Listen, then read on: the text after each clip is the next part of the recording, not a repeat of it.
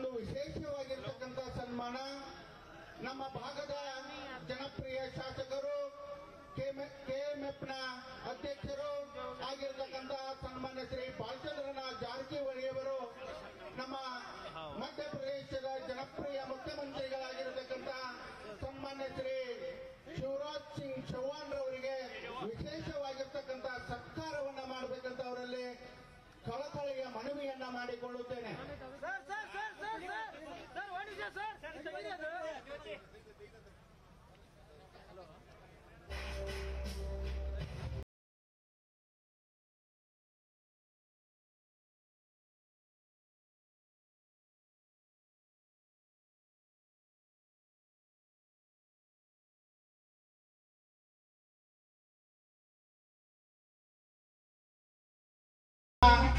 ಸ್ವೀಕರಿಸಿರತಕ್ಕಂಥ ಸನ್ಮಾನ್ಯ ಶ್ರೀ ಶಿವರಾಜ್ ಸಿಂಗ್ ಚೌಹಾಣ್ ರವರಿಗೂ ಸನ್ಮಾನವನ್ನ ನೆರವೇರಿಸಿಕೊಟ್ಟಿರತಕ್ಕಂತಹ ಸನ್ಮಾನ್ಯ ಶ್ರೀ ಬಾಲಚಂದ್ರನಾಥ್ ಜಾರಕಿಹೊಳಿ ಅವರಿಗೂ ತುಂಬ ಹೃದಯದ ಧನ್ಯವಾದಗಳನ್ನ ಅರ್ಪಿಸ್ತಾ ಇನ್ನು ಮುಂದೆ ಈ ಒಂದು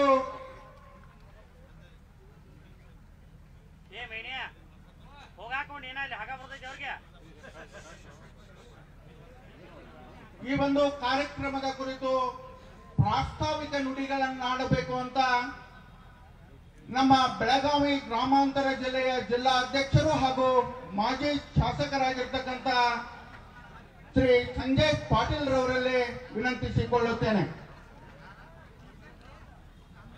ಬೋಲೋ ಭಾರತ್ ಮಾತಾ ಕಿ, ಬೋಲೋ ಭಾರತ್ ಮಾತಾ ಕಿ. ವೇದಿಕೆ ಮೇಲೆ ಆಸೀನರಾಗಿದ್ದಂತ ಇವತ್ತಿನ ಕಾರ್ಯಕ್ರಮದ ಮುಖ್ಯ ಕೇಂದ್ರ ಬಿಂದು ಮಧ್ಯಪ್ರದೇಶದ ಮುಖ್ಯಮಂತ್ರಿ ನಮ್ಮ ನಾಯಕರಾಗಿದ್ದಂತ ಶಿವರಾಜ್ ಸಿಂಗ್ ಚೌಹಾಣ್ ಜಿ ಅವರೇ, ಅರಭಾವಿ ಕ್ಷೇತ್ರದ ಹುಲಿ ಅಂತ ಪ್ರಖ್ಯಾತಿ ಇರುವಂತ ಈ ಭಾಗದ ಜನಪ್ರಿಯ ಶಾಸಕರು ನಮ್ಮ ನಾಯಕರಾಗಿದ್ದಂತ ಬಾಲಚಂದ್ರ ಜಾರಕಿಹೊಳಿ ಸಾಹೇಬ್ರೆ, ಓಬಿಸಿ ಮೋರ್ಚಾ ಜಿಲ್ಲಾ ಅಧ್ಯಕ್ಷರಾಗಿದ್ದಂತ ಉಮೇಶ್ ಪುರಿ ಅವರೇ, ಮಾಜಿ ಸಚಿವರು ನಮ್ಮ ನಾಯಕರಾಗಿದ್ದಂತ ಶಶಿಕಾಂತ್ ನಾಯ್ಕ್ ಸಾಹೇಬ್ರೆ, ಮಾಜಿ ಶಾಸಕರು ನಮ್ಮ ಸ್ನೇಹಿತರಾಗಿದ್ದಂತ ವಿ.ಆರ್. ಪಾಟೀಲ್ ಅವರೇ, ವಿಲಾಸ್ ಪವಾರ್ ಅವರೇ, ವೇದಿಕೆ ಮೇಲೆ ಆಸೀನರಾಗಿದ್ದಂತ ಎಲ್ಲ ಭಾರತೀಯ ಜನತಾ ಪಾರ್ಟಿ ಪದಾಧಿಕಾರಿ ಸ್ನೇಹಿತರೆ, ಇಲ್ಲಿ ಸೇರಿದಂತ ಸಾವಿರಾರು ಸಂಖ್ಯೆಯಲ್ಲಿ ಬಂದಿನಂತ ಬೆಳಗಾವಿ ಗ್ರಾಮಾಂತರ ಜಿಲ್ಲೆ ಮತ್ತು ಅರಭಾವಿ ಕ್ಷೇತ್ರದಿಂದ ಬಂದಿನಂತ ಎಲ್ಲ ಓಬಿಸಿ ಮೋರ್ಚಾ ಕಾರ್ಯಕರ್ತರ ಸ್ನೇಹಿತರೆ, ಮಾಧ್ಯಮದ ಸ್ನೇಹಿತರೆ, ಅವ್ರಿಗೆ ಮತ್ತೆ ಹೋಗೋದಿದೆ ಶಿವರಾಜ್ ಸಿಂಗ್ ಚೌಹಾಣ್ ಜಿ ಅವರಿಗೆ ಕಾರ್ಯಕ್ರಮಕ್ಕೆ ಪ್ರಾಸ್ತಾವಿಕವಾಗಿ ಬಹಳ ಸಂಕ್ಷಿಪ್ತವಾಗಿ ನಾ ಮಾತಾಡ್ಲಿಕ್ಕೆ ಪ್ರಯತ್ನ ಮಾಡ್ತೇನೆ. 2023 ಚುನಾವಣೆ ಇದೆ. ಆ ಚುನಾವಣೆಯಲ್ಲಿ ಭಾರತೀಯ ಜನತಾ ಪಾರ್ಟಿ 150ಕ್ಕಿಂತ ಜಾಸ್ತಿ ಸೀಟು ತರುವಂತ ಗುರಿ ಇಟ್ಕೊಂಡ ಇಡೀ ಕರ್ನಾಟಕದಲ್ಲಿ ಭಾರತೀಯ ಜನತಾ ಪಾರ್ಟಿ ಕಾರ್ಯಕರ್ತರ ನಾಯಕರ ಓಣಿಯಲ್ಲಿ ಹೋಗಿ ಜನರ ಮಠ ನರೇಂದ್ರ ಮೋದಿಜಿ ಅವರ ಮತ ನಮ್ಮ ಬಸವರಾಜ ಬೊಮ್ಮಾಯಿಜಿ ಅವರು ಮಾಡಿದಂತ ಕೆಲಸ ತಲುಪಿತೋ ಇಲ್ಲೋ ಏನಾಗ್ತಾ ಇದೆ ಅಂತ ಒಂದು ಕಾರ್ಯಕ್ರಮ ಮುಖಾಂತರ ಜನರಲ್ಲಿ ಜಾಗೃತಿ ಮಾಡುವಂತ ಕೆಲಸ ಇವತ್ತು ಓಬಿಸಿ ಮೋರ್ಚಾ ಸಮಾವೇಶ ಮುಖಾಂತರ ಅರಭಾವಿ ಕ್ಷೇತ್ರದಲ್ಲಿ ಇರುವಂತ ಕೌತಲ್ಗಿ ಗ್ರಾಮದಲ್ಲಿ ಬಾಲಚಂದ್ರ ಜಾರಕಿಹೊಳಿ ಅವರ ನೇತೃತ್ವದಲ್ಲಿ ನಾವು ಮಾಡ್ತಾ ಇದ್ದೀವಿ. सबसे पहले मैं आदरणीय शिवराज सिंह चौहान जी का कर्नाटक की पावन भूमि पर खास करके बेलगाम जिले के इस अरभावी क्षेत्र में समस्त भारतीय जनता पार्टी ओबीसी मोर्चा कार्यकर्ता के द्वारा तहे दिल से स्वागत करता हूं। भारतीय जनता पार्टी में कुछ ऐसे रत्न हैं, आदरणीय नरेंद्र मोदी जी का नाम तो पूरा विश्व लेता है, उसके बाद भी हमारे पास नेताओं की पूरी लिस्ट है, एक से एक बढ़कर नेता भारतीय जनता पार्टी की हमारे संगठन में मिलते हैं। मध्य प्रदेश में शिवराज सिंह चौहान के बिना भारतीय जनता पार्टी अधूरी है। शिवराज सिंह चौहान जी ने मध्य प्रदेश में जो अपने काम का जलवा कायम रखा है, जिसके कारण लगातार भारतीय जनता पार्टी की सरकार बनती है और आपका आना भारतीय जनता पार्टी ओबीसी मोर्चा के कार्यकर्ताओं में एक नई जान फूंकने का काम आपकी उपस्थिति से हो रहा है आदरणीय शिवराज सिंह चौहान जी, क्योंकि भारतीय जनता पार्टी की मजबूत संगठन की एक नींव ये बेलगाम जिले में देखने को मिलती है। पूरे कर्नाटक में सबसे बड़ा जिला अगर कोई रहेगा तो बेलगाम जिला है, जहां 18 विधायक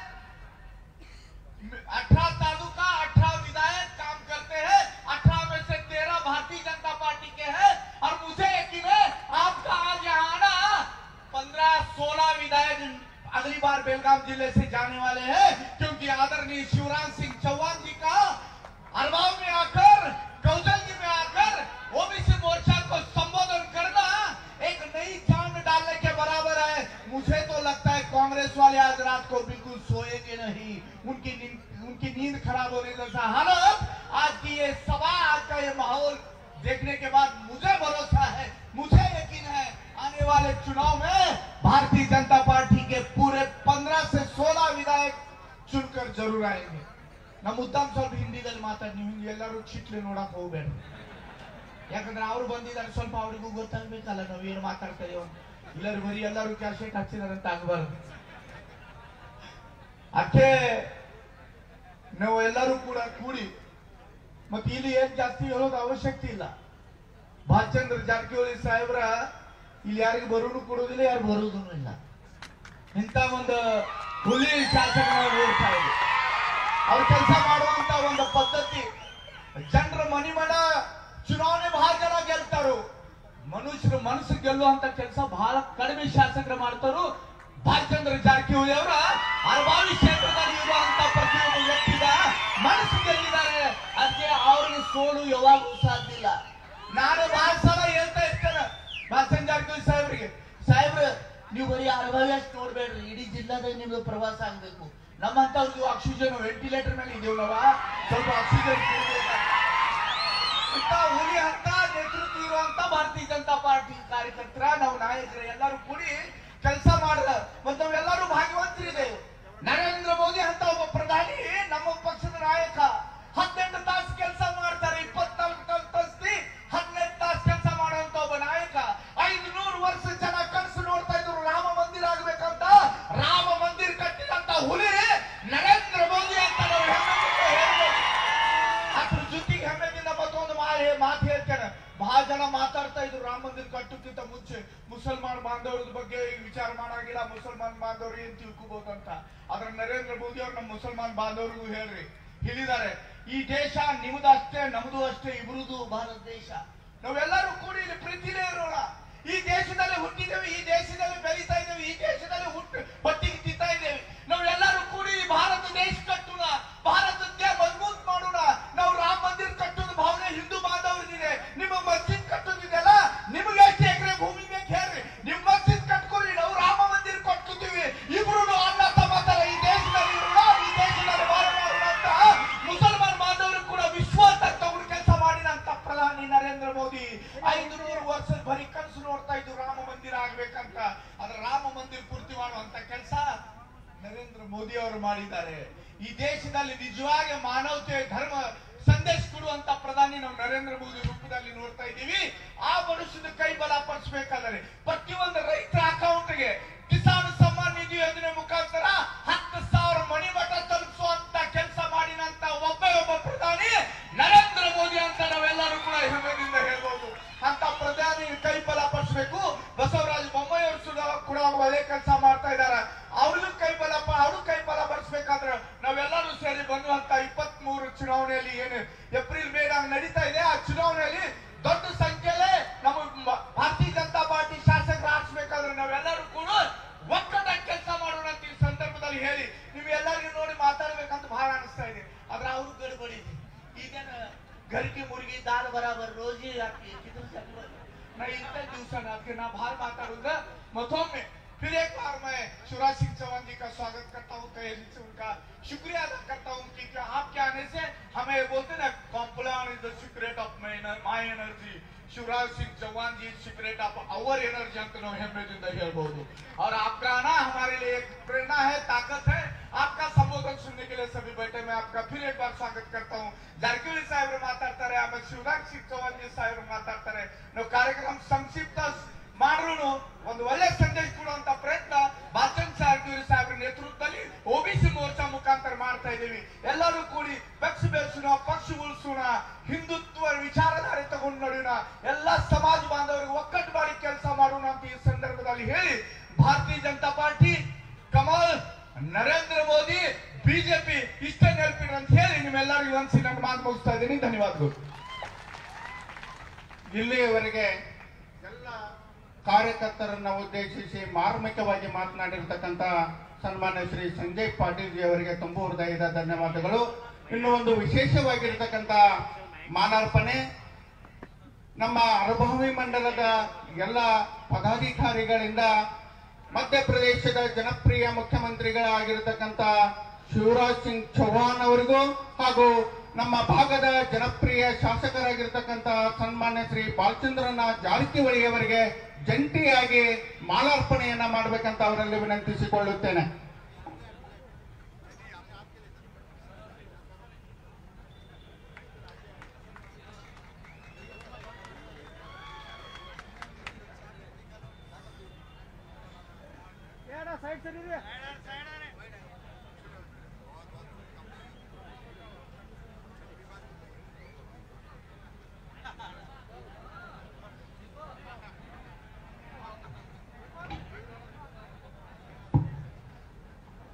ಇನ್ನು ಮುಂದೆ ಈ ಒಂದು ಕಾರ್ಯಕ್ರಮದ ಕೇಂದ್ರ ಬಿಂದುಗಳು ನಮ್ಮ ಭಾರತೀಯ ಜನತಾ ಪಕ್ಷದ ರಾಷ್ಟ್ರೀಯ ನಾಯಕರು ಹಾಗೂ ಮಧ್ಯಪ್ರದೇಶದ ಜನಪ್ರಿಯ ಮುಖ್ಯಮಂತ್ರಿಗಳಾಗಿರತಕ್ಕಂಥ ಸನ್ಮಾನ್ಯ ಶ್ರೀ ಶಿವರಾಜ್ ಸಿಂಗ್ ಚೌಹಾಣ್ ರವರು ತಮ್ಮೆಲ್ಲರನ್ನ ಉದ್ದೇಶಿಸಿ ಒಂದೆರಡು ಮಾತುಗಳನ್ನು ಆಡಬೇಕಂತ ವಿನಂತಿಸಿಕೊಳ್ಳುತ್ತೇನೆ.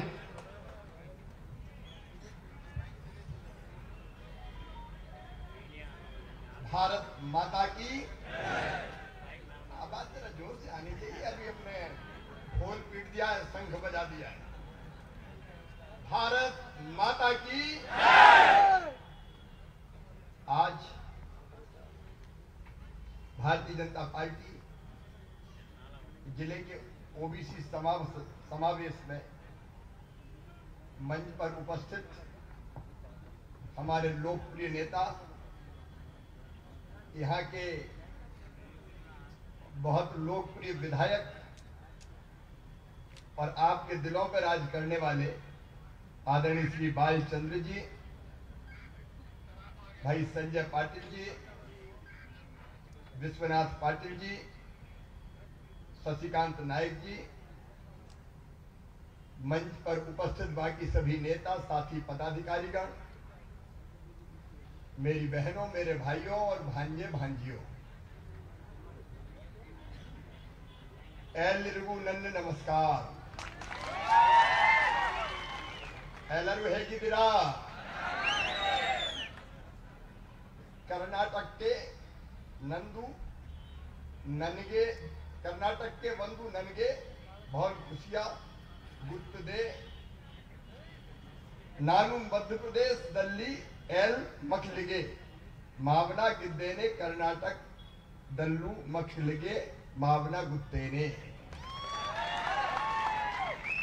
मेरे बहनों और भाइयों, कर्नाटक की इस पवित्र भूमि पर आकर मैं अत्यंत प्रसन्न हूं और सौभाग्यशाली हूं कि आप सबके दर्शन करने का मौका मिला. आप सबको दोनों हाथ जोड़ के प्रणाम करता हूं, आप सबको नमस्कार करता हूं. अभी हमने बेटियों की पूजन यहाँ की.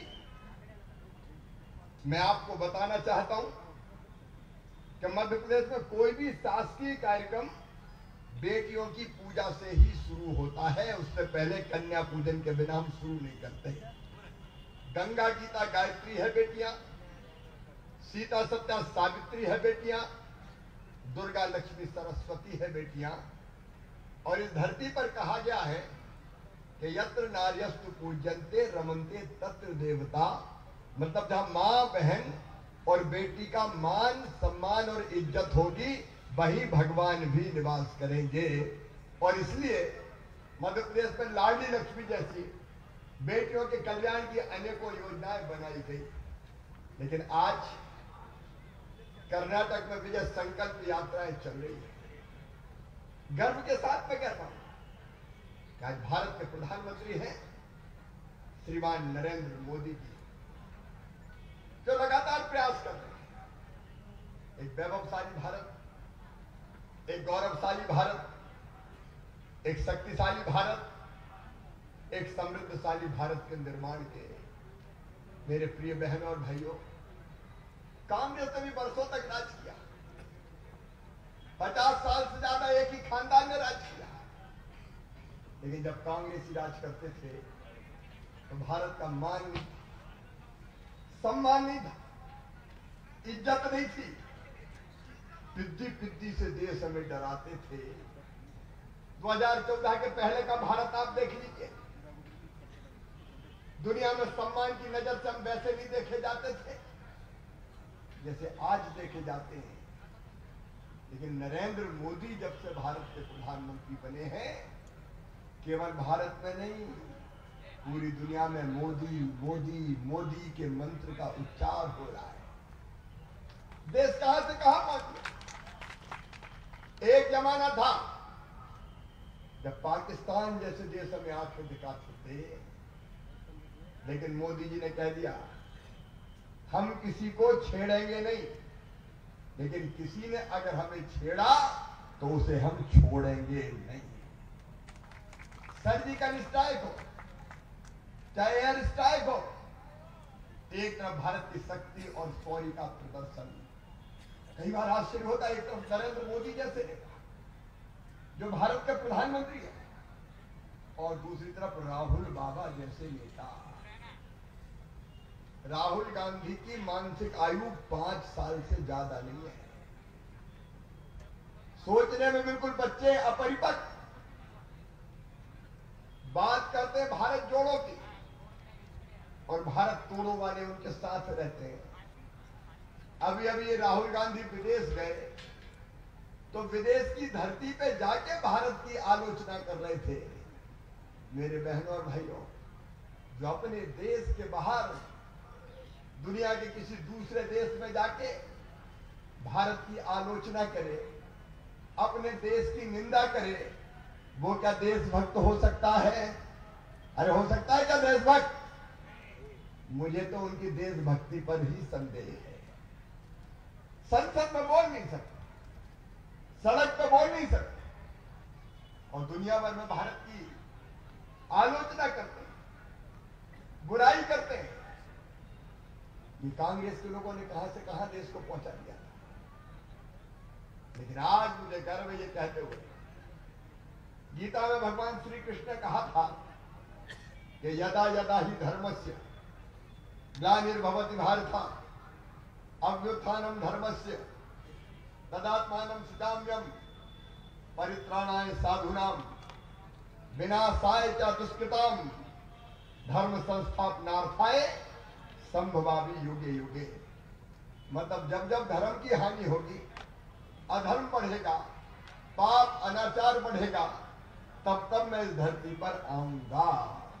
और आज मुझे लगता है कि नरेंद्र मोदी जी के रूप में भारत को भगवान का वरदान ही मिला हुआ है। मोदी जी के रूप में हमको एक तरफ सारा देश स्वाभिमान के साथ आगे बढ़ रहा है और दूसरी तरफ ओबीसी की बात सोच लीजिए बहनों और भाइयों। हमारा ओबीसी समाज मेहनती है, परिश्रमी है, देशभक्त है, ईमानदार है। और आज मुझे कहते हुए गर्व है, ये भारत के लोकतंत्र की खूबसूरती है कि एक तरफ एक आदिवासी बहन श्रीमती द्रौपदी मुर्मू जी, जो अनुसूचित जनजाति एसटी से आती है, वो भारत की राष्ट्रपति है, और दूसरी तरफ पिछड़े वर्ग से आने वाले नरेंद्र मोदी जी आज भारत के प्रधानमंत्री हैं। और दोनों के नेतृत्व में देश तेजी से आगे बढ़ रहा है, ओबीसी समाज भी तेजी से आगे बढ़ रहा है। मेरे बहनों और भाइयों, ओबीसी का सम्मान सुनिश्चित करने का काम किया है तो श्रीमान नरेंद्र मोदी जी ने किया है।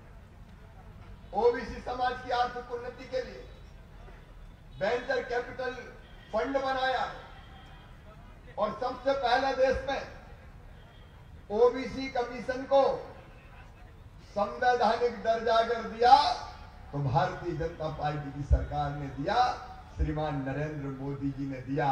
उसके पहले पिछड़ा वर्ग आयोग को, ओबीसी आयोग को संवैधानिक दर्जा ही प्राप्त नहीं था।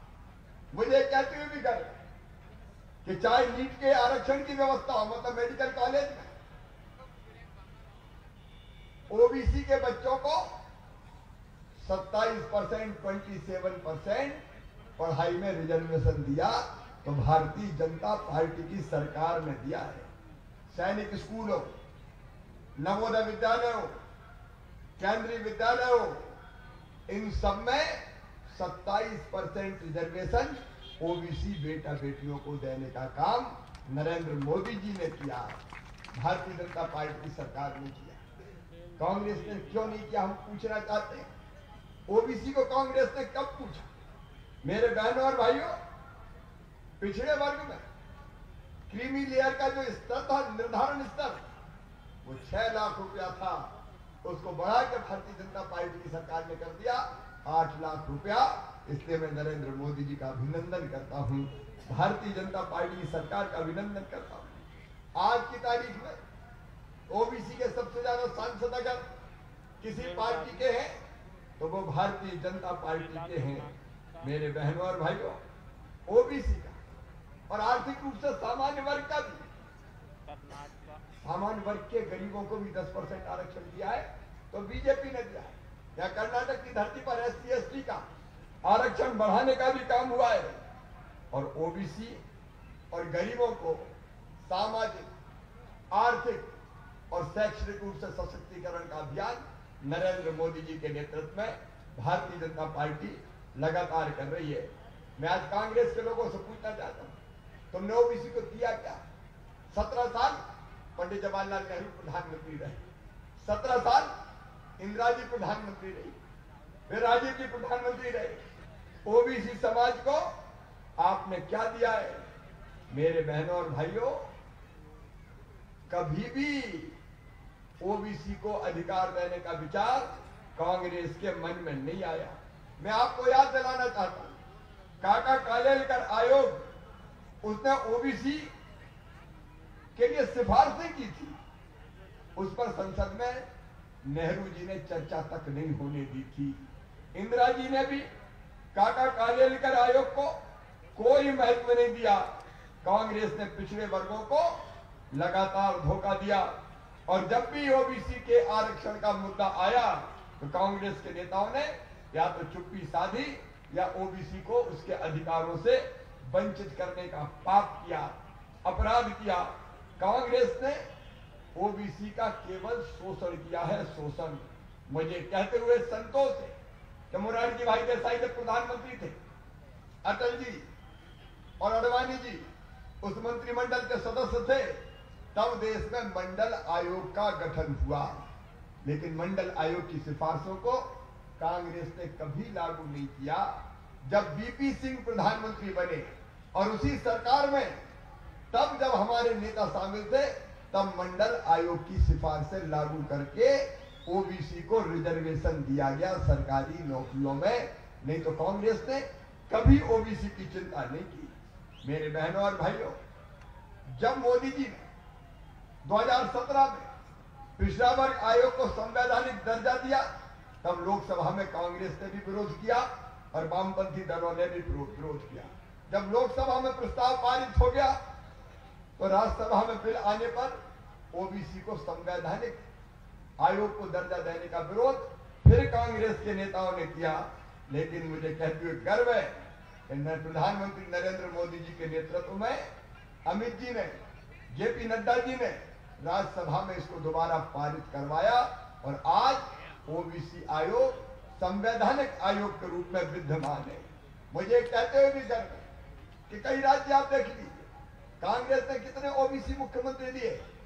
मध्य प्रदेश का उदाहरण लीजिए, लगातार 3 मुख्यमंत्री ओबीसी के, पहले श्री बाबूलाल गौर, उसके बाद साध्वी उमा भारती जी और उसके बाद शिवराज सिंह चौहान। कांग्रेस ने कभी ओबीसी का मुख्यमंत्री नहीं बनाया, अगर बनाया तो भारतीय जनता पार्टी ने बनाया। अनेकों राज्यों में ओबीसी के मुख्यमंत्री भारतीय जनता पार्टी की सरकारों में बने और चाहे प्रधानमंत्री किसान सम्मान निधि हो, चाहे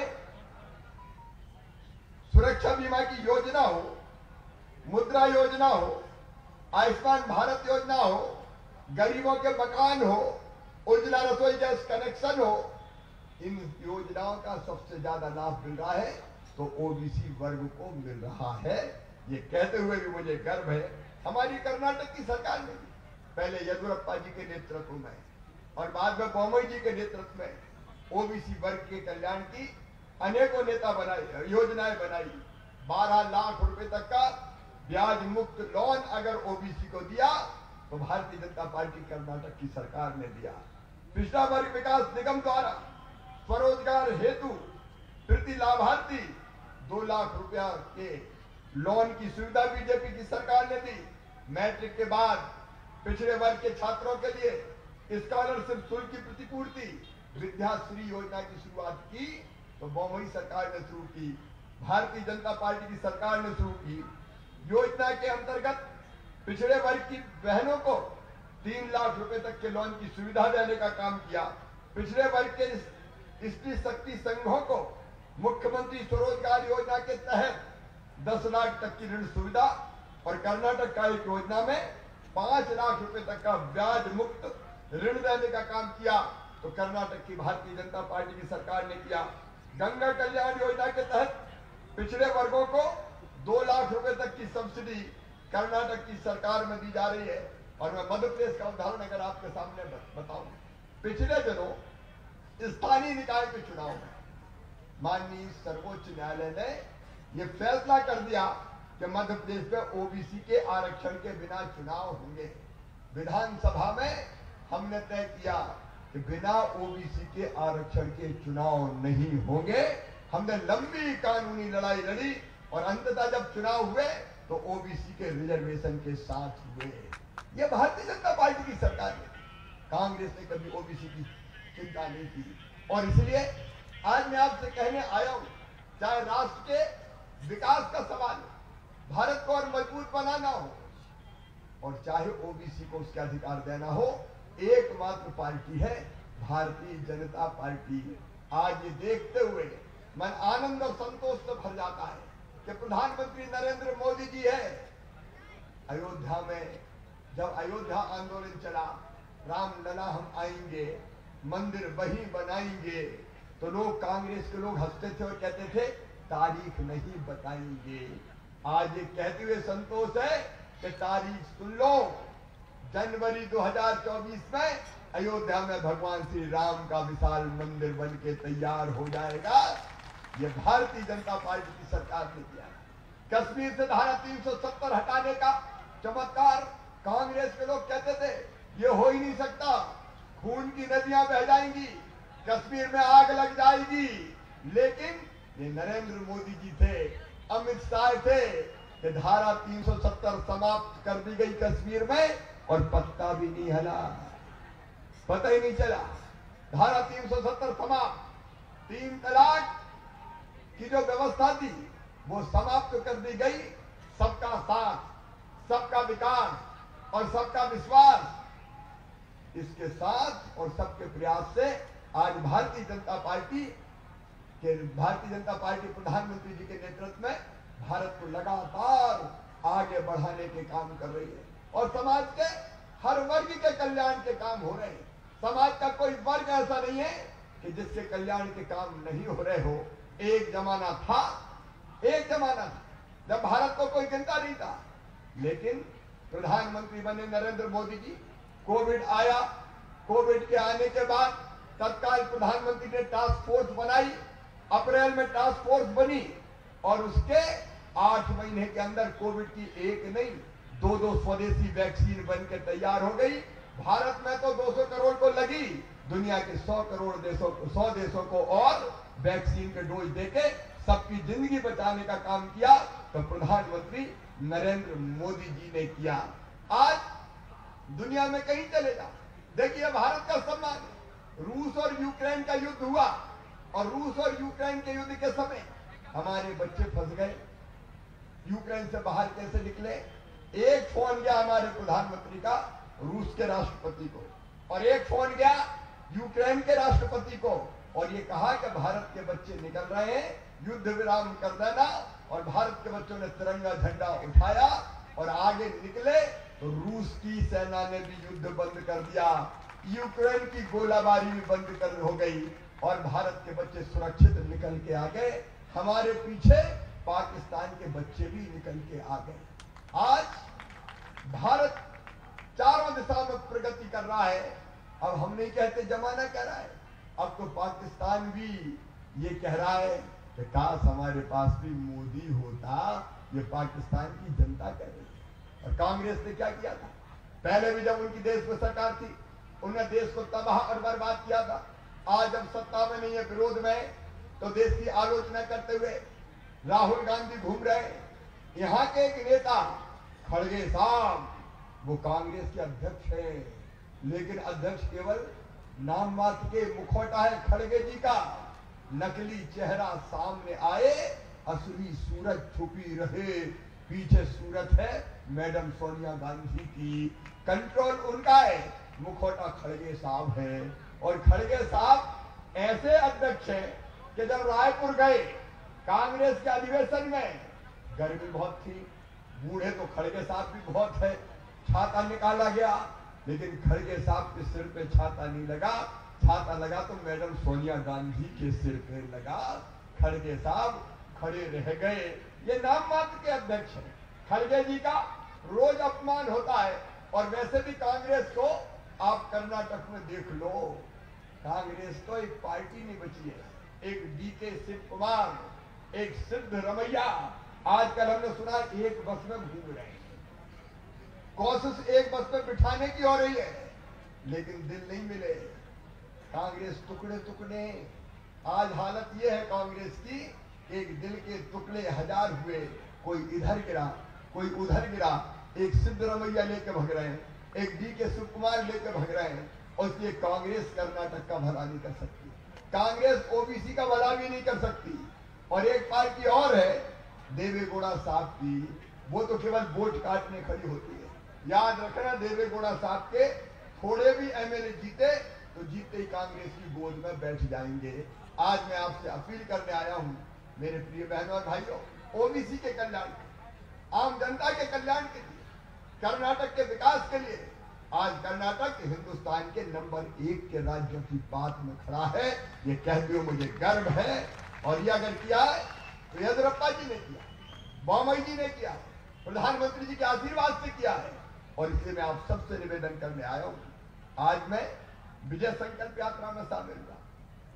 तेज धूप में हजारों की संख्या में माताएं, बहनें, नौजवान, आंखों में विश्वास, दिल में जोश, जिद और जुनून, जज्बा, और सड़कों पर चल रहे लोग, उनके उत्साह को देखते हुए मैं कह सकता हूं कि कर्नाटक में फिर भारी बहुमत से भारतीय जनता पार्टी की सरकार बनने वाली है।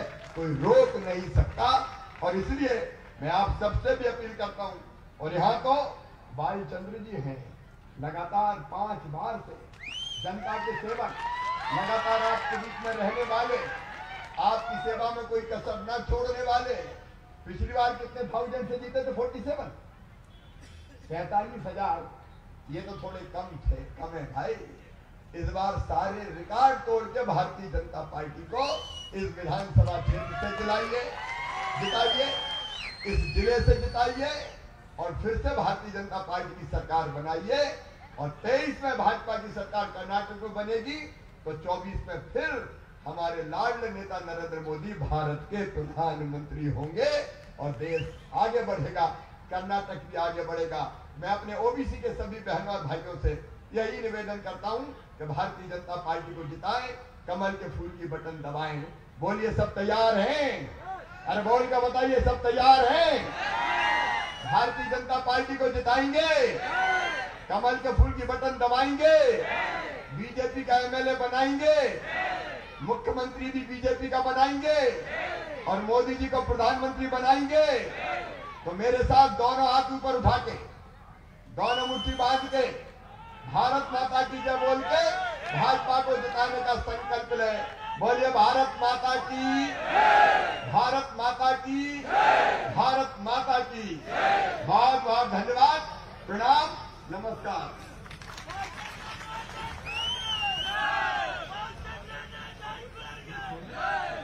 ಇಲ್ಲಿವರೆಗೆ ಮಾರ್ಮಿಕವಾಗಿ ಮಾತನಾಡಿರತಕ್ಕಂತಹ ಸನ್ಮಾನ್ಯ ಶ್ರೀ ಶಿವರಾಜ್ ಸಿಂಗ್ ಚೌಹಾಣ್ ಜಿ ಅವರಿಗೆ ತುಂಬು ಹೃದಯದ ಧನ್ಯವಾದಗಳು. ಇನ್ನು ಮುಂದೆ ನಿಮ್ಮೆಲ್ಲರ ನೆಚ್ಚಿನ ನಾಯಕರು ಅರಬಾವಿ ಕ್ಷೇತ್ರದ ಜನಪ್ರಿಯ ಶಾಸಕರಾಗಿರ್ತಕ್ಕಂಥ ಸನ್ಮಾನ್ಯ ಶ್ರೀ ಬಾಲಚಂದ್ರನಾಥ್ ಜಾರಕಿಹೊಳಿ ಅವರು. ಬೋಲೋ ಭಾರತ್ ಮಾತಾ ಕಿ, ಬೋಲೋ ಭಾರತ್ ಮಾತಾ ಕಿ. ಮಧ್ಯಪ್ರದೇಶದ ಗೌರವಾನ್ವಿತ ಮುಖ್ಯಮಂತ್ರಿ ಶಿವರಾಜ್ ಸಿಂಗ್ ಚೌಹಾಣ್ ಅವರಿಗೆ, ವೇದಿಕೆ ಮೇಲೆ ಇದ್ದಂತ ಎಲ್ಲ ಗೌರವಾನ್ವಿತ ಅತಿಥಿಗಳೇ ಹಾಗೂ ಭಾರತೀಯ ಜನತಾ ಪಾರ್ಟಿಯಿಂದ ಇವತ್ತು ನಿಯೋಜಿಸಿದಂತ OBC ಸಮಾವೇಶಕ್ಕೆ ಆಗಮಿಸಿದಂತ ಸುಮಾರು 8 ವಿಧಾನಸಭಾ ಕ್ಷೇತ್ರದಿಂದ ಎಲ್ಲ ಬಂದಿದ್ರಿ. ಅರಬಾವಿ ಮಂಡಲದಿಂದ, ಗೋಕಾಕ್ ಮಂಡಲದಿಂದ, ಸವದತ್ತಿ, ರಾಮದುರ್ಗ್, ಬೈಲ್ವಂಗಲ್, ಬೆಳಗಾವಿ ಗ್ರಾಮೀಣ, ಕಿತ್ತೂರು ಎಲ್ಲಾ ವಿಧಾನಸಭಾ ಕ್ಷೇತ್ರ ಆಗಮಿಸಿದ ನನ್ನ ಭಾರತೀಯ ಜನತಾ ಪಾರ್ಟಿ ಎಲ್ಲ ಕಾರ್ಯಕರ್ತರಿಗೆ, ಮುಖಂಡರಿಗೆ ಅನಂತ ಕೋಟಿ ತಮಗೆಲ್ಲ ನಮಸ್ಕಾರಗಳು. ತಾವೆಲ್ಲರೂ ಇವತ್ತು ಅದ್ದೂರಿಯಾಗಿ ಹಿಂದುಳಿದ ವರ್ಗ ಸಮಾವೇಶ ಅಂದ್ರೆ ಎಲ್ಲಾ ಹಿಂದುಳಿದ ವರ್ಗ ಸಂಬಂಧಪಟ್ಟಂತ ಎಲ್ಲಾ ಸಮಾಜ ಕರೆಸಿ ಒಗ್ಗೂಡಿಸಿ ಭಾರತೀಯ ಜನತಾ ಪಾರ್ಟಿಗೆ ಶಕ್ತಿ ತುಂಬುವಂತ ಕೆಲಸ ನಾವು ಮಾಡ್ಬೇಕಂತ ಭಾರತೀಯ ಜನತಾ ಪಾರ್ಟಿ ಈ ಕಾರ್ಯಕ್ರಮನ ನಮ್ಮ ಅರಬಾವಿ ಮಂಡಲ ಕೊಟ್ಟಿದ್ದು. ಅಚ್ಚುಕಟ್ಟಾಗಿ ಇವತ್ತು ನಾವೆಲ್ಲ ಕಾರ್ಯಕ್ರಮ ಮಾಡಿದ್ವಿ. ನಮ್ಮೆಲ್ಲ OBC ಪದಾಧಿಕಾರಿ ಇರ್ಬೋದು, ಭಾರತೀಯ ಜನತಾ ಪಾರ್ಟಿ ಪದಾಧಿಕಾರಿಗಳು, ಮಂಡಳ ಅಧ್ಯಕ್ಷರು ತಾವೆಲ್ಲರೂ ಅಚ್ಚುಕಟ್ಟಾಗಿ ಈ ಕಾರ್ಯಕ್ರಮ ಯಶಸ್ವಿಗೊಳಿಸಿದ್ದಕ್ಕೆ ತಮ್ಗೆ ಅನಂತ ನಾನು ಧನ್ಯವಾದ ಹೇಳ್ತೀನಿ.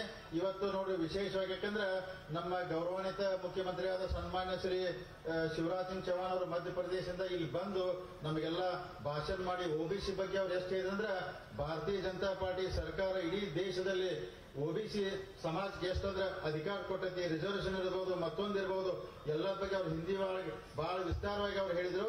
ಅದಕ್ಕೆ ಯಾಕಂದ್ರೆ ಕಾಂಗ್ರೆಸ್ ಅವರು ಬಹಳ ಜನ ಹೇಳ್ತಾರೆ, ಯಾಕಂದ್ರೆ ಏನ್ ಮಾಡಿದ್ರು ಭಾರತೀಯ ಜನತಾ ಪಾರ್ಟಿ ರಿಸರ್ವೇಶನ್ ವಿಚಾರದಾಗ ಅಂದಾಗ ಅದಕ್ಕೆ ಮತ್ತೊಂದ್ಸಲ ಇನ್ನೊಂದು ವೇದಿಕೆ ಮುಖಾಂತರ ಭಾರತೀಯ ಜನತಾ ಪಾರ್ಟಿ ಸುಮಾರು 70 ಅಂದ್ರೆ ಅವ್ರು ಏನ 55 ಆಡಳಿತ ಮಾಡಿದಂತ ಕಾಂಗ್ರೆಸ್ ಇರ್ಬೋದು, ಸುಮಾರು 15 ವರ್ಷ ಭಾರತೀಯ ಜನತಾ ಪಾರ್ಟಿ ಮಾಡಿದಂತ ನಾವು ಆಡಳಿತ ಇರ್ಬೋದು, ನಾವು OBC ಇರ್ಬೋದು, SC ST ಇರ್ಬೋದು, ಇನ್ನ ಅನೇಕ ಹಿಂದುಳಿದವರಿಗೆ ಭಾರತೀಯ ಜನತಾ ಪಾರ್ಟಿ ಸರ್ಕಾರ ಏನ್ ಮಾಡೈತಿ, ಕಾಂಗ್ರೆಸ್ ಏನ್ ಮಾಡ್ತಿ ಬೇಕಾದ್ರೆ ಒಂದು ಚರ್ಚೆ ಮಾಡಕ್ಕೆ ನಾವು ಬೇಕಿದೀವಿ. ಕಾಂಗ್ರೆಸ್ ಅವ್ರು ಯಾರು ಬಂದು ನಮ್ಮ ಜೊತೆ ಬೇಕಾದ್ರೆ ವೇದಿಕೆ ಹಂಚ್ಕೋತ ಅಂದಾಗ ಚರ್ಚೆ ಮಾಡೋಣ, ಒಂದ ವೇದಿಕೆ ಮೇಲೆ ಕೂತ್ಕೇಸಿ. ಅದಕ್ಕೆ ಯಾಕಂದ್ರೆ ಸುಮ್ನೆ ಏನಾರ ಒಂದು ವಾಟ್ಸ್ಆಪ್ ದಾಗ ಬಿಡ್ತಾರೆ ಏನ್ ಮಾಡಿದ್ ಭಾರತೀಯ ಜನತಾ ಪಾರ್ಟಿ. ಅದಕ್ಕೆ ನಮ್ಮ ಗೌರವಾನ್ವಿತ ಶಿವರಾಜ್ ಸಿಂಗ್ ಚೌಹಾಣ್ ಅವರು ಉತ್ತರ ಕೊಟ್ಟವ್ರ 27% ರಿಸರ್ವೇಶನ್ ಮತ್ತೊಂದು ಏನ್ ಮಾಡಿದೆ ನಮ್ಮ ಭಾರತೀಯ ಜನತಾ ಪಾರ್ಟಿ ಅಂತೇಳಿ. ಅದಕ್ಕೆ ತಾವೆಲ್ಲರೂ ನನ್ನ ಇಲ್ಲಿ ಬಂದಂತ OBC ಸಮಾಜದ ಎಲ್ಲ ನನ್ನ ಹಿಂದುಳಿದವರದ ಎಲ್ಲ ಅಣ್ಣತಮ್ಮರು, ತಾಯಂದ್ರು ತಾವೆಲ್ಲರೂ 2023 ನಡೆಯುವಂತ ಕರ್ನಾಟಕ ವಿಧಾನಸಭಾ ಚುನಾವಣೆಯಲ್ಲಿ ಏಪ್ರಿಲ್ ಮೇಲೆ ನಡೆಯುವಂತ ತಾವೆಲ್ಲರೂ ಭಾರತೀಯ ಜನತಾ ಪಾರ್ಟಿ ಚಿಹ್ನವಾದ ಕಮಲು ಓಟ್ ಹಾಕಿ ಗೆಲ್ಲಿಸಿ 2023 ಮತ್ತೊಂದ್ಸಲ ಭಾರತೀಯ ಜನತಾ ಪಾರ್ಟಿನ ಸರ್ಕಾರ ನಮ್ಮ ರಾಜ್ಯದಲ್ಲಿ ತರುಣ. ಅದಕ್ಕೆಲ್ಲ ತಾವು ಇಲ್ಲಿದ ಸಂಕಲ್ಪ ಮಾಡ್ಕೋಬೇಕಂತ ಹೇಳಿ ನಮಗೆ ಭಾರತೀಯ ಜನತಾ ಪಾರ್ಟಿ ಪರವಾಗಿ ಮತ್ತೊಂದ್ಸಲ ತಮ್ಮಲ್ಲಿ ಕೈ ಮುಗಿದು ವಿನಂತಿ ಮಾಡ್ಕೋತೀನಿ ನಾನು. ತಾವೆಲ್ಲರೂ ಯಾಕಂದ್ರೆ ಗಟ್ಟಿಯಾಗಿ ಅರಬಾವಿ ವಿಧಾನಸಭಾ ಸಂಜಯ್ ಪಾಟೀಲ್ ಅವ್ರು ಹೇಳಿ, ಯಾಕಂದ್ರೆ ಇಡೀ ಬೆಂಗಳೂರು ಬಿಟ್ಟಂತಾರೆ, ಬೆಂಗಳೂರಲ್ಲಿ 28 ವಿಧಾನಸಭಾ ಕ್ಷೇತ್ರ ಬಿಟ್ರೆ ಬೆಳಗಾವಿ ಜಿಲ್ಲೆ 18 ವಿಧಾನಸಭಾ ಕ್ಷೇತ್ರ ಹೊಂದಂತ ದೊಡ್ಡ ಜಿಲ್ಲೆ ಅಂತ ಯಾವ್ದಾದಿದ್ರೆ ಬೆಳಗಾವಿ ಜಿಲ್ಲೆ ಅದನ್ನು ಹೆಚ್ಚಿನ ಸೀಟನ್ನು ಬೆಳಗಾವಿಯಲ್ಲಿ ಗೆಲ್ಸಿದ್ ಕೊಟ್ಟಿದ್ದಾರೆ. ಭಾರತೀಯ ಜನತಾ ಪಕ್ಷಕ್ಕೂ ಮತ್ತು ಸರ್ಕಾರಕ್ಕೂ ಒಂದು ಹೆಚ್ಚಿನ ಗೌರವ ಬರ್ತದೆ.